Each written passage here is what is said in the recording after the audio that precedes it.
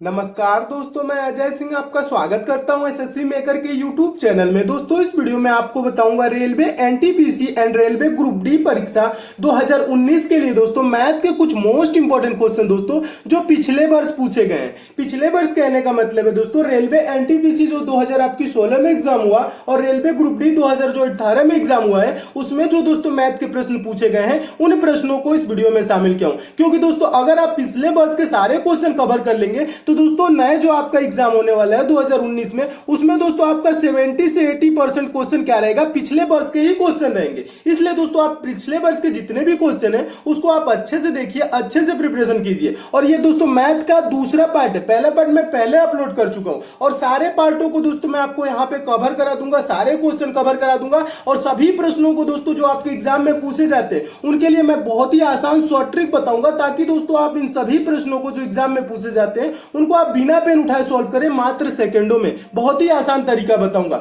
तो आइए दोस्तों देखते हैं कि किस टाइप के मैथ में क्वेश्चन पूछे जाते हैं। और 70 से 80% की दोस्तों मैं यहाँ पे आपकी प्रिपरेशन नहीं करा रहा हूं, आपको दोस्तों मैं 100% की प्रिपरेशन कराऊंगा। ये भी बताऊंगा नए जो क्वेश्चन होंगे वो किस टाइप के आएंगे आपके एग्जाम में। तो आइए दोस्तों देखते हैं पहला क्वेश्चन। देखिएगा दोस्तों आपका पहला क्वेश्चन है, मोस्ट इंपॉर्टेंट क्वेश्चन है और इस टाइप का प्रश्न मैं पहले भी कराया हूं। और ये देखिए दोस्तों एनटीपीसी 2016 में ये पूछा गया क्वेश्चन है और इस टाइप का हमेशा प्रश्न रेलवे में पूछा जाता है। तो प्रश्न पढ़िएगा।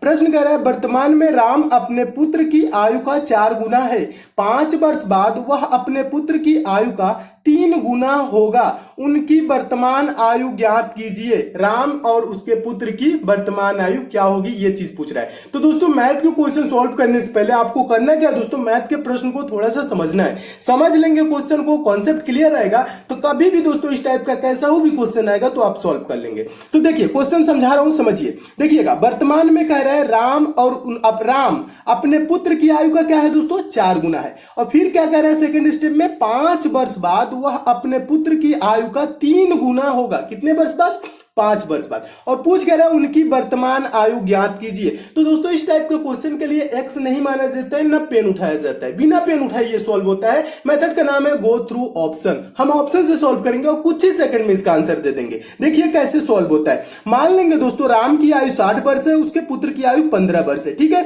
तो क्या 15 का 4 गुना 60 है? हाँ, 15 चौको 60 कह रहे हैं ना। वर्तमान में राम अपने पुत्र की आयु का 4 गुना है, तो 4 गुना तो है। चलिए फिर क्या कह रहे हैं 5 वर्ष बाद वह अपने पुत्र की आयु का 3 गुना होगा। तो बताइए राम 5 वर्ष बाद कितने वर्ष का हो जाएगा, वर्तमान में 60 वर्ष का है तो ये 65 का हो जाएगा। पुत्र 5 वर्ष कितने वर्ष का हो जाएगा, 15 वर्ष वर्तमान में है तो ये 20 का हो जाएगा। ठीक है, तो बताइए दोस्तों 20 का 3 गुना 65 होता है।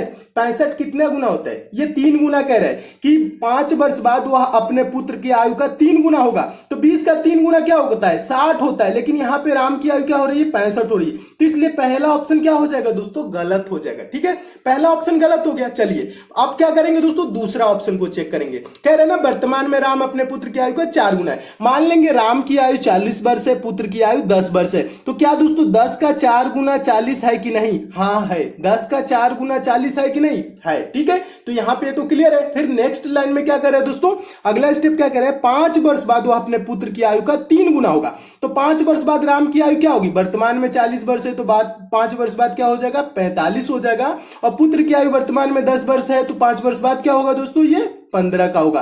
क्या दोस्तों 15 का 3 गुना 45 है कि नहीं? तो 15 या 45 है, तो यानी कि 5 वर्ष बाद वह अपने पुत्र की आयु का 3 गुना होगा। तो ये वाला ऑप्शन, उसकी वर्तमान आयु क्या हो जाएगी दोस्तों, उनकी वर्तमान आयु 40 वर्ष राम की हो जाएगी और 10 वर्ष पुत्र की हो जाएगी। यानी ऑप्शन नंबर कौन सा सही होगा दोस्तों, ऑप्शन नंबर बी सही हो जाएगा। तो मैं उम्मीद करता हूं दोस्तों आप इस प्रश्न को बहुत अच्छे तरीके से समझ गए होंगे और इस टाइप के क्वेश्चन आपके एग्जाम में आएगा तो आप अच्छे से सॉल्व कर लेंगे। दोस्तों एनटीपीसी में इस टाइप के हमेशा प्रश्न पूछे जाते हैं और रेलवे ग्रुप डी में भी। ठीक है, और अगर आप अदर कोई सा भी एग्जाम देंगे तो इस टाइप के क्वेश्चन मिलेगा। जरूरी नहीं है दोस्तों कि एनटीपीसी और ग्रुप डी के लिए ही इंपॉर्टेंट, नहीं, ये सभी ऑल अदर जो भी आपकी गवर्नमेंट एग्जाम होती है सबके लिए उतना ही प्रॉफिटेबल है जितना दोस्तों आपके लिए एनटीपीसी और ग्रुप डी के लिए। ठीक है, तो चलिए अगला क्वेश्चन देखते हैं दोस्तों। दूसरा क्वेश्चन देखिएगा। दूसरा क्वेश्चन भी मोस्ट इंपॉर्टेंट है और इस टाइप के भी क्वेश्चन मैं कराया हूं। और देखिएगा ये भी एनटीपीसी दोस्तों क्या है, 2016 में पूछा गया क्वेश्चन है। ठीक है, देखिए इसके लिए भी आपको पेन उठाने की जरूरत नहीं, बिना पेन उठाए सॉल्व होता है। कैसे, तो समझिए क्वेश्चन समझिए। क्वेश्चन कह रहा है 3 घंटियां क्रमशः 15, 20 और 30 मिनट के अंतराल पर बजती हैं। यदि ये प्रातः 11 बजे यानी सुबह के 11 बजे एक साथ बजी हो तो वे अब एक साथ कब बजेंगी। देखिए दोस्तों, इस क्वेश्चन को थोड़ा सा समझिएगा, ज्यादा कुछ नहीं करना है, बस समझना है, समझ लेंगे सॉल्व कर लेंगे।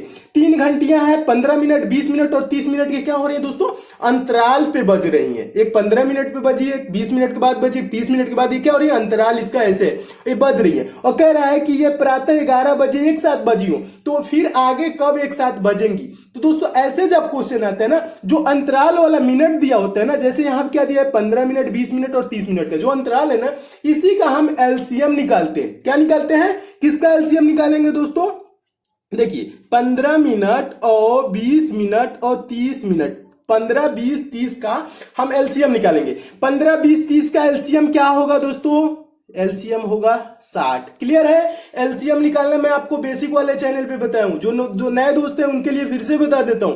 दोस्तों अगर आप मैथ में वीक है, मैथ बेसिक से 0 लेवल से चैप्टर वाइज दोस्तों पढ़ना चाहते हैं, तो दोस्तों आपके लिए एक चैनल बना हूं, जिस चैनल पे दोस्तों मैं बेसिक से पढ़ा रहा हूं और जिसका लिंक दोस्तों मैं नीचे डिस्क्रिप्शन बॉक्स में दे दिया हूं। दोस्तों आप उस चैनल पे जाकर चैनल को सब्सक्राइब कर लीजिए, नोटिफिकेशन बेल को ऑन कर लीजिए, जहां पर दोस्तों मैं बेसिक से पढ़ा रहा हूं, 0 लेवल से पढ़ा रहा हूं और चैप्टर वाइज पढ़ा रहा हूं। ठीक है, तो अगर दोस्तों वहां पे सारी चैप्टर कंप्लीट कर लेंगे तो आप भी दोस्तों मैथ के प्रश्नों को सेकंडों में सॉल्व करने लगेंगे। और जिसका लिंक कहां दिया हूं, नीचे डिस्क्रिप्शन बॉक्स में दे दिया हूं, तो वहां पे भी ये सारी चीजें बताया हूं, एलसीएम कैसे निकाला जाता है। तो 15, 20, 30 का एलसीएम क्या होगा 60, यानी 60 मिनट एलसीएम हो जाएगा। ठीक है, अब देखिए ये जो एलसीएम आता है ना दोस्तों, इतना ही समय बाद क्या होंगी, जो समय दिया है 11 बजे जैसे एक साथ बजी है, अब 60 मिनट के बाद क्या होंगी दोस्तों, फिर एक साथ बजेंगी। जो अंतराल होता है उसका हम क्या करते हैं, एलसीएम निकाल लेते हैं और उसमें जोड़ लेते हैं, कब बजी है एक साथ, 11 बजे बजी है। अब 11 में 60 मिनट जोड़ेंगे, 60 मिनट का मतलब क्या होता है, 1 घंटा, यानी दोपहर के 12 बजे ये क्या होंगी दोस्तों,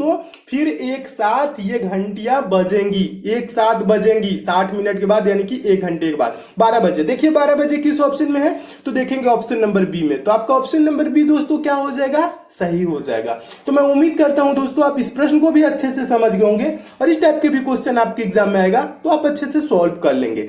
चलिए अगला क्वेश्चन देखते हैं, तीसरा क्वेश्चन देखिएगा। हाँ, तीसरा क्वेश्चन तो बहुत ही इंपॉर्टेंट है, बहुत बार दोस्तों इस टाइप के क्वेश्चन एग्जाम में पूछे जा चुके हैं। देखिएगा क्वेश्चन पहले पढ़िए, क्वेश्चन क्या कह रहा है, क्वेश्चन अच्छे से समझिएगा, समझा रहा हूं, पढ़िए। क्वेश्चन कह रहा है एक यात्री ने बस में यात्रा करते हुए यह पाया कि बस ने 35 विद्युत खंभे 1 मिनट में पार कर लिए तथा 2 खंभों के बीच की दूरी 50 मीटर है, तो बस की रफ्तार कितनी हुई बताइए। अब देखिए क्वेश्चन को थोड़ा सा समझना है, बहुत ही आसान क्वेश्चन है, ज्यादा कुछ नहीं करना है। देखिए कैसे सॉल्व करना है मैं आपको बता रहा हूं। एक यात्री ने बस में यात्रा करते हुए क्या पाया, 35 विद्युत खंभे 1 मिनट में पार कर लिए। क्या हुआ, बस ने क्या किया दोस्तों, 35 विद्युत खंभे 1 मिनट में पार कर लिया, तथा यहां पे लिखा है ना पार कर लिए, तथा 2 खंभों के बीच की दूरी क्या है दोस्तों, 50 मीटर है। ठीक है, तो बस की रफ्तार कितनी हुई बताइए, बस की चाल पूछ रहा है। ठीक है, तो देखिए ज्यादा कुछ नहीं, ये देखिए मान लीजिए एक खंभा है और ये एक खंभा है, इसके बीच की दूरी क्या है दोस्तों 50 मीटर, 2 खंभों के बीच की दूरी 50 मीटर,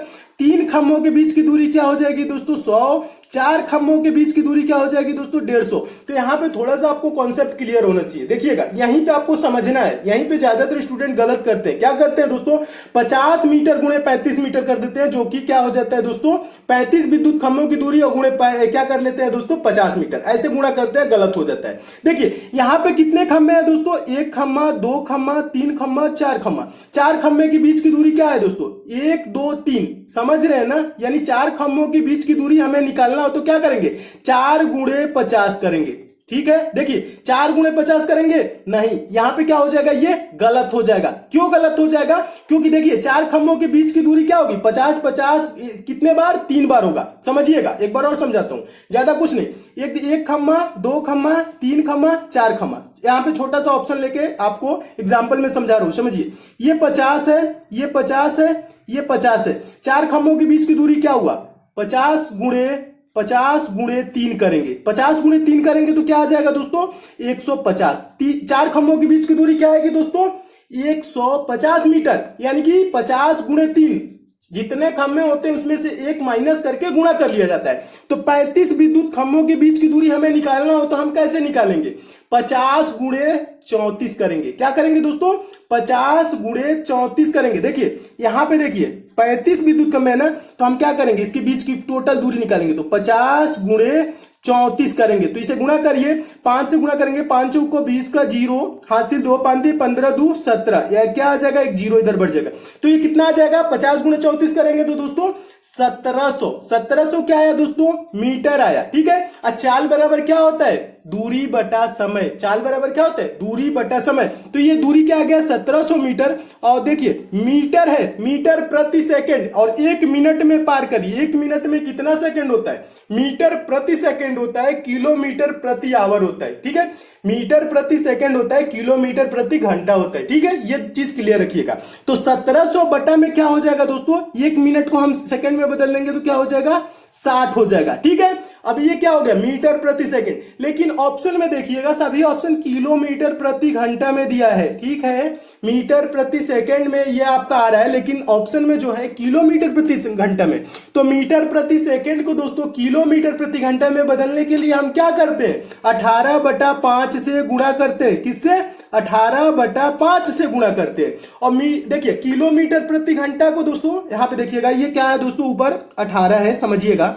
ये देखिए ये ऊपर क्या है दोस्तों? ये 18 है। ठीक है। 18 बटा किससे गुणा करते हैं? 5 से। और दोस्तों मीटर प्रति सेकंड को किलोमीटर में बदलने के लिए क्या करते हैं? 18/5 से। और किलोमीटर प्रति घंटा को दोस्तों मीटर पर सेकंड में बदलने के लिए क्या करते हैं? 5/18 से गुणा करते हैं। दोनों चीज क्लियर रखिए। बस इसी को दोस्तों आपको करना क्या है? छोटा करना है, आपका आंसर आ जाएगा। कैसे? तो देखिए 6 से हम डायरेक्ट कटा लेते हैं। देखिए 6 3 18 हो जाएगा, और ये 6 दहा में 60 हो जाएगा। ये 0 से ये 0 कैंसिल हो जाएगा। ये 5 से दोस्तों 170 कटेगा। 5 तिहाई 15, 5 चौको 20, क्या हो गया दोस्तों? 34 गुणे 3। 34 गुणे 3 का मतलब 3 चौको 12 का 2, हासिल 1, 3 3 को 9, 9 1 10, यानी कि 102 किलोमीटर प्रति घंटा उस बस की रफ्तार हुई। उस बस की रफ्तार कितनी हुई? 102 किलोमीटर प्रति घंटा। अब देखिए 102 किलोमीटर प्रति घंटा किस ऑप्शन में है? तो देखेंगे ऑप्शन नंबर बी में 102 किलोमीटर प्रति घंटा दिया है। तो आपका ऑप्शन नंबर बी दोस्तों क्या हो जाएगा? सही हो जाएगा। तो मैं उम्मीद करता हूं दोस्तों आप इस प्रश्न को भी बहुत अच्छे तरीके से समझ गए होंगे, और इस टाइप के भी क्वेश्चन आपके एग्जाम में आएगा तो आप अच्छे से सॉल्व कर लेंगे। चलिए अगला क्वेश्चन देखते हैं। चौथा क्वेश्चन देखिएगा। हाँ, चौथा क्वेश्चन तो बहुत ही इंपॉर्टेंट है, और इसके लिए दोस्तों आपको पेन उठाने की जरूरत नहीं है। बहुत ही आसान ट्रिक बता रहा हूं, देखिएगा कैसे। और एक चीज और बता दूं दोस्तों आपको क्वेश्चन ये सब अच्छे लग रहे हैं तो वीडियो को जरूर लाइक किया करिए दोस्तों, और ज्यादा से ज्यादा शेयर किया करिए। फेसबुक, व्हाट्सएप, टेलीग्राम, जितने भी दोस्तों आपके पास स्टडी ग्रुप हो उस ग्रुप में शेयर जरूर कीजिए। और जो नए दोस्त हैं चैनल को तो सब्सक्राइब करके जुड़ ही जाए, और बगल में नोटिफिकेशन बेल आइकन का सिंबल बनता है, नोटिफिकेशन बेल आइकन को जरूर ऑन कर लीजिए दोस्तों। आप नोटिफिकेशन बेल आइकन को ऑन कर लेंगे तो डेली सारे वीडियोस की नोटिफिकेशन मिलेगी। और दोस्तों मैं रेलवे एग्जाम के लिए आपकी पूरी प्रिपरेशन कराऊंगा, 100% की प्रिपरेशन कराऊंगा। आपको कहीं कोचिंग संस्था में एडमिशन लेने की भी जरूरत नहीं है, ना कोचिंग करने की जरूरत है। बहुत ही अच्छे से प्रिपरेशन कराऊंगा, सारा आपका सिलेबस पूरा कंप्लीट करूंगा एग्जाम के पहले, और आपकी नौकरी एकदम पक्की होगी। ठीक है। तो इसलिए आपको क्या करना है? मन लगा के अच्छे से प्रिपरेशन करना है। मैं जितना पढ़ा रहा हूं उतना पढ़िए, और ज्यादा से ज्यादा दोस्तों आप जहां पढ़ते हैं, घर पे पढ़ते हैं, उसे भी प्रैक्टिस किया करिए। ठीक है। तो ऐसा आप करते रहिए। देखिए अब चौथा क्वेश्चन समझा रहा हूं। चौथा क्वेश्चन क्या है? पढ़िएगा। इसके लिए पेन उठाने की जरूरत नहीं है, कैसे सॉल्व करना है मैं आपको बता रहा हूं। क्वेश्चन है, सारथी ने एक बैंक में 3125 रुपए जमा किए, जिस पर बैंक द्वारा 8% साधारण ब्याज वार्षिक देय था। क्या था? बैंक द्वारा 8% साधारण ब्याज वार्षिक देय था। यदि सारथी ने धन 5 साल के लिए बैंक में रखा तो वह कितना ब्याज अर्जित करेगा? ये चीज पूछ रहा है। देखिए अब इसके लिए क्या करना है मैं आपको बता रहा हूं। पहले तो समझिए ये क्या, कितने परसेंट, देखिए कितना रुपए सारथी ने बैंक में जमा किया? 3125 रुपए, और बैंक द्वारा 8% क्या है दोस्तों? साधारण ब्याज है। साधारण ब्याज क्या होता है? प्रति वर्ष उतना ही मिलता है। चक्रवृद्धि ब्याज में क्या होता है? पहला वर्ष उतना मिलेगा, फिर जो ब्याज होगा उस पे भी परसेंटेज लगेगा उतना, फिर अगले वर्ष इतना होगा, उस पे भी परसेंटेज क्या होता है? ब्याज पे भी प्रतिशत मिलता है। ठीक है, ब्याज पे ब्याज मिलता है, कहने का मतलब ये है। ठीक है, तो ये 8% क्या है दोस्तों? साधारण ब्याज है, यानी कि 5 साल तक क्या होगा? 8% मिलेगा। ठीक है, अब पूछ रहा है वह तो वह कितना ब्याज अर्जित करेगा, ब्याज का रुपए पूछ रहा है। ठीक है, तो देखिए ज्यादा कुछ नहीं करना है, इसके लिए क्या करना है मैं आपको बता रहा हूं। देखिए कितना रुपए है, देखिए कितना रुपए 3125, 8% साधारण ब्याज है, कितने वर्ष के लिए, 5 वर्ष के लिए, तो 8 बच्चे क्या हो जाएगा 40%, डायरेक्ट निकाल लेंगे। देखिए अगर जो आप चाहें तो 3125 का 8% निकाल के 5 गुना कर लीजिए, या दोस्तों आप चाहें तो 8 बच्चे डायरेक्ट 40% निकाल लीजिए। किसका, 3125 का क्या करेंगे दोस्तों 40% निकाल लीजिए, डायरेक्ट आंसर आ जाएगा। ज्यादा कुछ नहीं, बस इतना ही करना है। ठीक है, आज आप चाहें तो क्या कर सकते हैं, 8% निकाल के 5 साल में गुणा कर लेंगे, बात दोनों एक ही होगा। ठीक है, तो क्या करेंगे हम 3125 का 40% निकालेंगे। 40% के लिए क्या करेंगे, देखिए 20 दूना का 40, 20 25 100 और 5 से ये कटेगा दोस्तों, 5 6 के 30, 5 दूना के 10, 5 पच्चे 25, 625 गुणे 2 करेंगे तो क्या आ जाएगा दोस्तों 1250।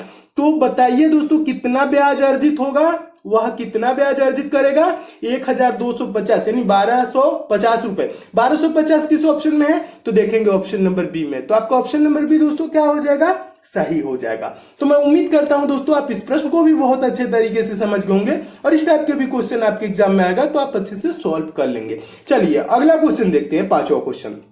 देखिएगा 5वां क्वेश्चन है, 5वां क्वेश्चन भी मोस्ट इंपॉर्टेंट क्वेश्चन है। और दोस्तों चौथा और 5वां क्वेश्चन रेलवे ग्रुप डी 2018 में पूछे गए। ठीक है, ये भी एग्जाम में आपका रेलवे ग्रुप डी में पूछा गया, चौथा। ठीक है, या और 5वां भी। देखिए 5वां क्वेश्चन पढ़िए।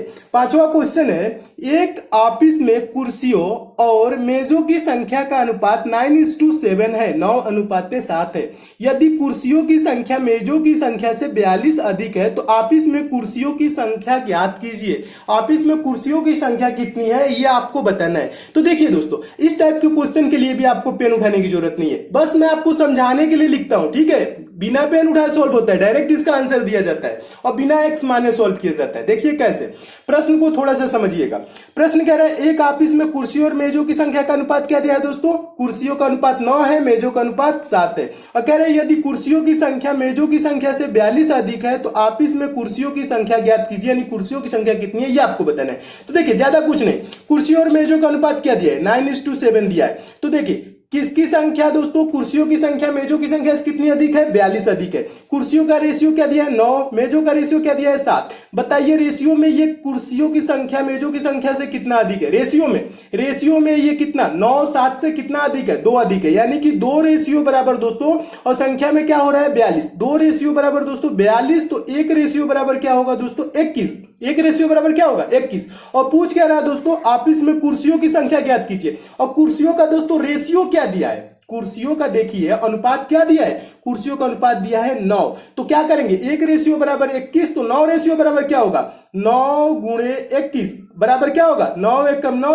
9 दूना के 18 क्या हो जाएगा। देखिए 9 सॉरी यहाँ क्या होगा 9 एकम 9, 9 दूना के 18। देखिएगा एक बार और समझाता हूं, क्या होगा गुणा करिए, 21 9 क्या होता है 189 होता है, आप चाहे तो गुणा भी कर सकते हैं। 9 एकम 9 और 9 दूना के 18 क्या हो जाएगा दोस्तों 189। कुर्सियों की संख्या क्या होगी 189 देखिएगा दोस्तों किस ऑप्शन में है, तो देखेंगे ऑप्शन नंबर बी में। तो आपका ऑप्शन नंबर बी क्या हो जाएगा, सही हो जाएगा। तो मैं उम्मीद करता हूं दोस्तों आप इस प्रश्न को भी बहुत अच्छे तरीके से समझ होंगे, और इस टाइप के भी क्वेश्चन आपके एग्जाम में आएगा तो आप अच्छे से सॉल्व कर लेंगे। दोस्तों इसमें और भी क्वेश्चन है, उसको मैं नेक्स्ट पार्ट में करा दूंगा। ठीक है, और एक चीज और बता दूं, जो नए स्टूडेंट है दोस्तों उनके लिए बता दूं दोस्तों, ये पंचम पब्लिशर की ई बुक है, आपके आगामी सभी परीक्षाओं के लिए इंपॉर्टेंट है, चाहे आप रेलवे की एग्जाम देंगे, एसएससी की एग्जाम देंगे, या अगर आप दोस्तों कोई सा भी गवर्नमेंट एग्जाम देंगे। ठीक है दोस्तों, इस ई बुक में उन प्रश्नों को शामिल किया गया है जो प्रश्न आपके बार बार परीक्षाओं में पूछे जाते हैं, जो प्रश्न हमेशा परीक्षाओं में रिपीट होते हैं। दोस्तों इस ई बुक में आपको 10 प्रैक्टिस सेट मिल जाएगा प्लस 10 वन लाइनर सेट मिल जाएगा। वन लाइनर सेट कहने का मतलब है दोस्तों एक लाइन में क्वेश्चन, दूसरी लाइन में आंसर। इससे क्या होगा दोस्तों, आप कम समय में ज्यादा से ज्यादा क्वेश्चन को प्रिपेयर कर लेंगे। दोस्तों आपके एग्जाम में 1 से 2 दिन का भी टाइम रहेगा, इस ई बुक को लेकर आप जरूर पढ़ लीजिएगा, आपके एग्जाम में काफी हेल्प मिलेगी, क्योंकि दोस्तों इसमें साइंस, जनरल अवेयरनेस और करंट अफेयर के इंपॉर्टेंट प्रश्नों को शामिल किया गया है। दोस्तों पंचम पब्लिशर ने इसकी कीमत 150 रुपए रखी थी, लेकिन मेरे कहने में दोस्तों ये बुक आपको मात्र 25 रुपए मिल जाएगी। इस ई बुक को आप लेंगे कहां से दोस्तों, इसका लिंक मैं नीचे डिस्क्रिप्शन बॉक्स में दे दिया हूं, उस लिंक पे क्लिक करके इस ई बुक को आप जरूर डाउनलोड कर लीजिएगा दोस्तों। ये ई बुक है, बहुत ही इंपॉर्टेंट ई बुक है दोस्तों। और अगर जो आपको डाउनलोडिंग या पेमेंट से किसी प्रकार की समस्या होती है तो पंचम पब्लिशर दोस्तों कस्टमर केयर नंबर दिया गया है, इस नंबर पे आप कॉल करके बात भी कर सकते हैं। इस ई बुक को दोस्तों मैं खुद देखा हूं, इसमें जो प्रश्न दिए गए बहुत ही इंपॉर्टेंट दिए गए, जो हमेशा परीक्षाओं में पूछे जाते हैं। इसलिए दोस्तों एग्जाम से पहले इस ई बुक को एक बार लेके आप जरूर पढ़ लीजिएगा। और एक चीज और बता दूं दोस्तों, सारे क्वेश्चन अच्छे लगे हैं, वीडियो को लाइक कीजिएगा, शेयर कीजिएगा, और ज्यादा से ज्यादा दोस्तों जितना ज्यादा आप शेयर कर सके शेयर जरूर कीजिएगा। चैनल को सब्सक्राइब करके तो जरूर जुड़िएगा, नोटिफिकेशन बेल को भी ऑन कर लीजिएगा। डेली आपको math, reasoning, science, GK, GS के जो भी आपके इंपॉर्टेंट क्वेश्चन होंगे मैं आपको कवर कराता रहूंगा, ठीक है। एग्जाम से पहले मैं आपकी पूरी प्रिपरेशन करा दूंगा, इसलिए दोस्तों आप हमसे जरूर जुड़े रहिएगा। तो मिलते हैं दोस्तों अगले वीडियो में और भी इंपॉर्टेंट प्रश्नों के साथ, तब तक के लिए दोस्तों